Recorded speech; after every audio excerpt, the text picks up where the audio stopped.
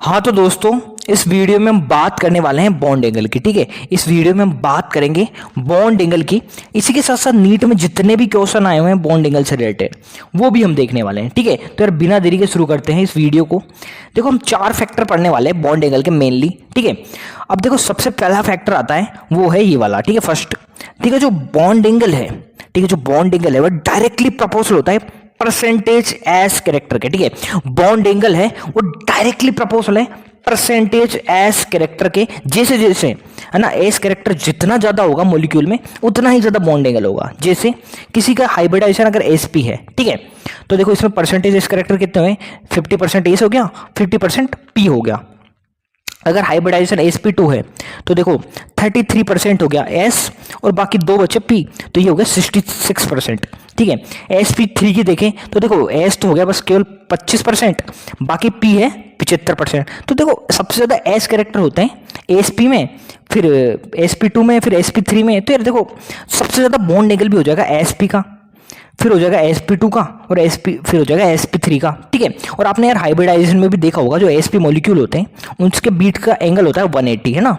और sp2 अगर hybridisation है, जैसे bf3 की हम बात करें तो एंगल हो जाता है 120 का। sp3 में है वहाँ जो बॉन्ड एंगल है वो हो जाता है 109 का। ठीक है, तो ये आपने हाइब्रिडाइजेशन में पढ़ा होगा।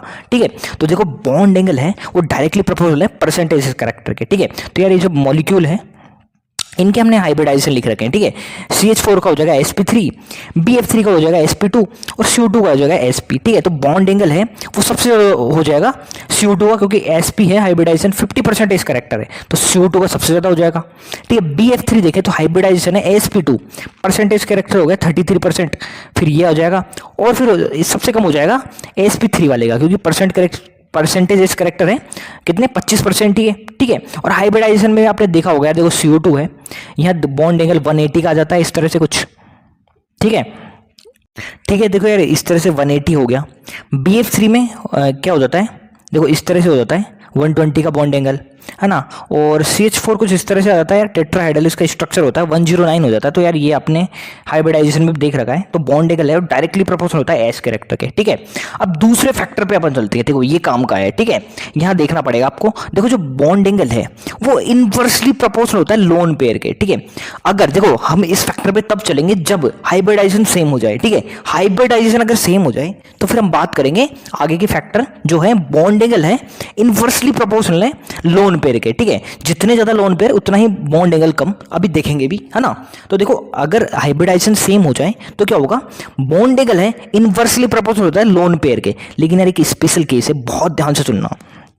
देखो आप CH4 NH4+ और जिनोन O4 है, इनके हाइब्रिडाइजेशन क्या होता है sp3 sp3 sp3। ठीक है, तो देखो हाइब्रिडाइजेशन तो सेम हो गया, लेकिन लोन पेयर यहाँ 0 है 0 है 0 है। तो यहाँ बॉन्ड एंगल है, अगर देखो अगर हाइब्रिडाइजेशन सेम हो जाए और लोन पेयर 0 हो तो क्या होता है, जो बॉन्ड एंगल है वो बराबर आ जाता है। बहुत बहुत इंपॉर्टेंट। ठीक है, एक बार वापस क्या, देखो अगर हाइब्रिडाइजेशन सेम हो और लोन पेयर भी 0 हो जाए तो बॉन्ड एंगल है वो सेम हो जाता है। ठीक है, इन सबका बॉन्ड एंगल सेम होगा। क्यों, देखो हाइब्रिडाइजेशन भी सेम है, हाइब्रिडाइजेशन भी सेम है और लोन पेयर भी 0 0 0 है, 0 होने चाहिए। ठीक है, तो क्या होगा, जो बॉन्ड एंगल है वो बराबर आ जाएगा। तो जरूर याद रखना, अगर हाइब्रिडाइजेशन अगर सेम हो, लोन पे 0 हो तो होगा बॉन्ड एंगल सेम। ठीक है, अब हम अगले पे चलते हैं। ठीक है, देखो यार CH4 है, इसका हाइब्रिडाइजेशन होता है sp3, NH3 का होता है sp3 और H2O है ना, वाटर का होता है sp3। ठीक है, तो यार हाइब्रिडाइजेशन तो सेम हो गया। अब हम बात करेंगे लोन पेयर की। देखो लोन पेयर है, CH4 में होता है 0, NH3 में होता है 1 और वाटर में होता है 2। ठीक है, अब मैंने अभी भी क्या पढ़ा, जो बॉन्ड एंगल है वो इनवर्सली प्रोपोर्शनल होता है लोन पेयर के, यानी जितने ज्यादा लोन पेयर उतना कम बॉन्ड एंगल। आप समझ भी सकते हो, देखो कैसे, देखो यहाँ तो हो गया 109 का। ठीक है, टेट्राहाइड्रल स्ट्रक्चर है तो बॉन्ड एंगल 109 का होता है। ठीक है, हाइब्रिडाइजेशन में हमने पढ़ा था। ठीक है, देखिए लेकिन NH3 में हम देखें तो एक लोन पेयर आ रहा है। ठीक है, क्या आ रहा है, लोन पेयर। और लोन पेयर क्या करता है, इनको क्या कहता है, रिपल्सन देता है, ठीक है, बॉन्ड पेयर को रिपल्सन देता है, इससे क्या है, थोड़े पास आ जाते हैं, इससे क्या होता है, बॉन्ड एंगल थोड़ा कम हो जाता है, 107 हो जाता है। और यहाँ तो 2 लोन पेयर है, ठीक है, तो बहुत ज्यादा रिपल्सन दे रहे हैं इन बॉन्ड पेयर को, तो और पास आ जाता है और बॉन्ड पेयर 104 ही हो जाता है, ठीक है। तो यार जहां जितने ज्यादा लोन पेयर उतना ही कम बॉन्ड क्या उतना ही कम बॉन्ड एंगल, ठीक है। तो सबसे ज्यादा बॉन्ड एंगल हो जाएगा CH4 का, फिर NH3 का, और सबसे कम हो जाएगा H2O का, ठीक है। ये केस कब लगाना है, देखो हाइब्रिडाइजेशन अगर सेम हो जाए तो फिर हम चेक करेंगे लोन पेयर, ठीक है, फिर हम चेक करेंगे लोन पेयर, और लोन पेयर जितने ज्यादा उतना ही कम बॉन्ड एंगल, क्योंकि लोन पेयर क्या करते हैं, रिपल्सन लगाते हैं बॉन्ड पेयर पे, तो बॉन्ड एंगल कम हो जाता है, ठीक है। अब यार हम नीट का एक क्वेश्चन भी लिख देते हैं, नीट 2016 का क्वेश्चन है, ठीक है। CH4 NH3 और H2O इनके बॉन्ड एंगल के बारे में पूछ रखा है। देखो अभी हमने देखा, देखो बॉन्ड एंगल है वो सबसे ज्यादा होता है CH4 का, एक मिनट यार मैं निकाल लेता हूँ ना, CH4 का सबसे ज्यादा होता है, फिर NH3 का, फिर H2O का, ठीक है। H2O का सबसे कम होता है, ध्यान रखना भी क्वेश्चन करेंगे, ठीक है, क्योंकि देखो यहाँ आ जाता है 2 लोन पेयर, तो ज्यादा रिपल्सन देते हैं तो पास पास आ जाते हैं, ठीक है, 104 हो जाता है। फिर NH3 में देखे तो एक ही होता है, तो ये भी अच्छा खासा क्या होता है, रिपल्सन देता है, इससे भी पास में आ जाते हैं, और यहाँ तो कोई लोन पेयर है ही नहीं, तो इसका 109 होता है, ठीक है। अब देखो फटाफट ऑप्शन पढ़ते हैं, बताना है कौन सा फॉल्स है, ठीक है, इनकरेक्ट वाला बताना है ऑप्शन, ठीक है। नीट 2016 का क्वेश्चन है, देखो पहला ऑप्शन क्या है, ये पूछ रहे हैं वाटर में जो बॉन्ड एंगल है, ठीक है, वाटर में जो बॉन्ड एंगल है वो क्या होता है, कम होता है ना CH4 के जो बॉन्ड एंगल से, तो पहला ही गलत हो गया। यहाँ क्या लिखा हुआ है, the HOH bond angle in H2O is larger, नहीं यार ये तो स्मॉल होता है, सबसे ज्यादा CH4 में होता है बॉन्ड एंगल, ठीक है, larger than the HCH bond angle in CH4 ना, देखो पहला ही गलत हो गया। देखो H2O है, इसका बॉन्ड एंगल तो सबसे कम होता है, CH4 का सबसे ज्यादा होता है, फिर NH3 का, फिर H2O का, ठीक है, तो यार यही हो गया है ना इनकरेक्ट। अब आगे भी देख लेते हैं, देखो अगला वाटर की बात कर रहा है, तो इसमें बॉन्ड एंगल सबसे कम होता है, बिल्कुल सही है, स्मॉलर होता है, NH3 से भी कम होता है, बिल्कुल सही है ना। अब तीसरा वाला पढ़ें तो देखो CH4 बॉन्ड एंगल है वो सबसे बड़ा है, लार्जर होता है NH3 से, ठीक है, NH3 से भी लार्जर होता है, बिल्कुल सही है, बॉन्ड एंगल सबसे ज़्यादा होता है CH4 का, फिर NH3 का, और फिर होता है H2 का, बिल्कुल सही है ना। अब लास्ट वाला ऑप्शन पढ़ें तो देखो the HCH bond angle in CH4, the HNH bond angle in NH3 and the HOH bond angle in H2 are all greater than 90, ठीक है, सबके सब यार 90 से ज़्यादा ही होते हैं। देखो 109 था उसका, 107 था आ गया, फिर थोड़ा और कम हो गया 104 हो गया, तो 90 से तो सब ज़्यादा ही है, ये भी सही है, ठीक है। तो आंसर हो गया, इनकरेक्ट बनाना था तो फर्स्ट हो गया, ठीक है।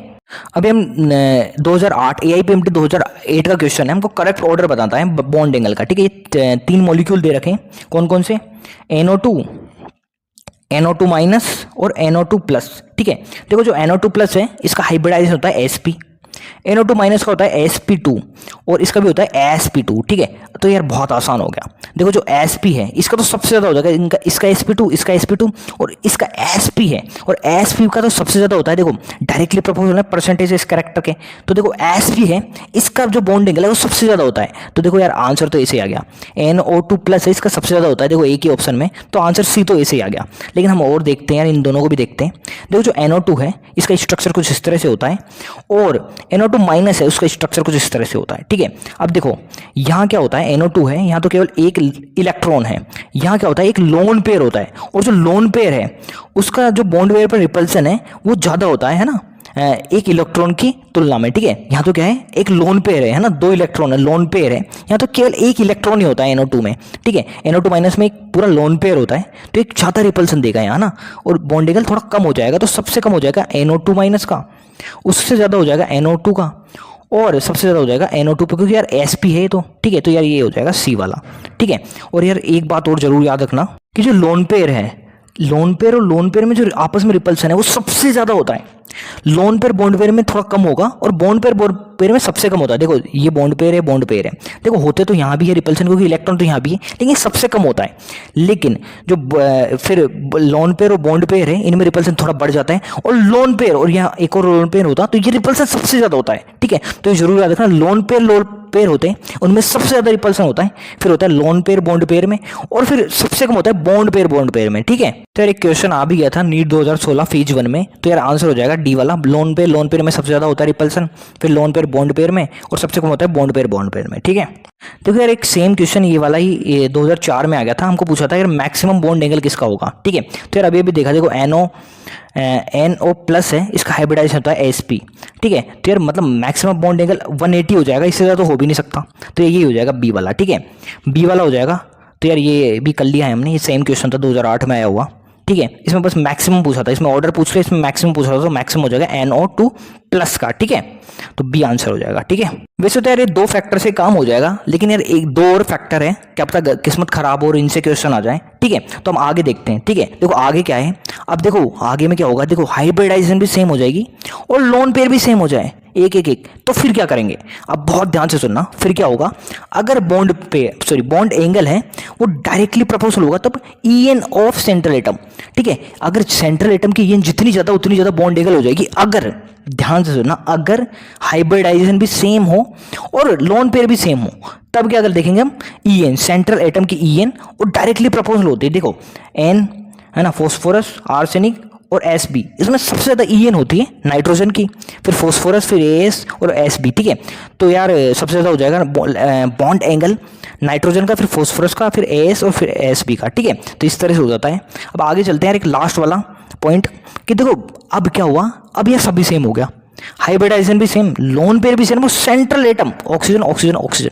अब क्या करेंगे, बहुत आसान है। देखो बॉन्ड एंगल है वो डायरेक्टली प्रोपोर्शनल होता है साइज ऑफ टर्मिनल एटम। देखो जो टर्मिनल एटम है इसकी साइज के डायरेक्टली प्रोपोर्शनल होता है। या देखो जितनी ज़्यादा साइज होगी उतनी दूर होंगे, ठीक है। अब देखो Br2 है, इसकी साइज बहुत ज़्यादा होती है, Cl2 की फिर कम हो जाती है, और F की तो 2 की तो सबसे कम हो जाएगी, ठीक है।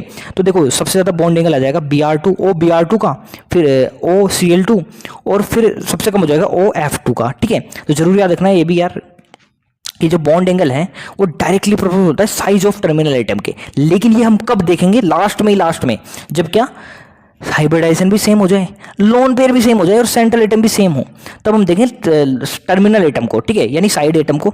साइड एटम जितना ज़्यादा बड़ा उतना ही ज़्यादा बॉन्ड एंगल, ठीक है। तो ये भी हो जाएगा। और एक और बात रखना, इन्वर्सली प्रोपोर्शनल होता है EN ऑफ टर्मिनल एटम, ठीक है। EN ऑफ टर्मिनल एटम है उसके इन्वर्सली प्रोपोर्शनल होता है। तो यार इस तरह से सारी वीडियो खत्म होती है बॉन्ड एंगल पे।